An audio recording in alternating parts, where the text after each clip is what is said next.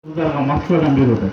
Кыргызстандан бекер көріне алып жатырған несені медицинский страхованияны Россия беріп отыр.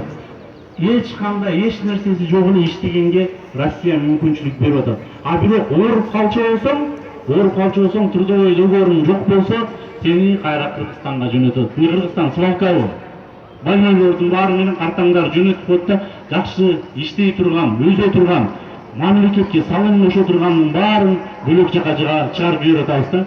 Анан бир гана айта кетчү нерсе, жок дегенде жогорку кеңеште чыгып кетип аткан миллиондогон адамдардын тагдыры менен жана ошондой эле ошолордун келечегин артка келеби, кайтып келеби, кандай условия түзүп берсек болот.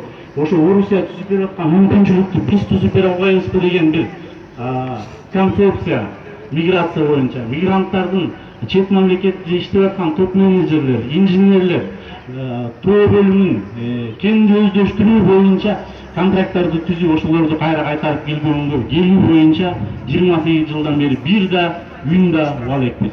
Азырынча ошол биздин сунуш буюрса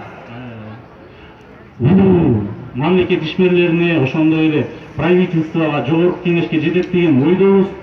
Ушул биздин оюбузду камтып, мына биздин үй бүлөң талкаланды, биздин үй бүлөбүздү миграция талкалады дегендин баары бул жерде жазылып көрүнүп турат, бирок уккусу келген эч ким жок. Азыркы учурда жалаң интрига, талаштын арасында жашабай, ошол жаштарды алып калып, жаштар келген болсо, Кудай буюрса мамлекетибиз өнүгөт деген үмүттөбүз.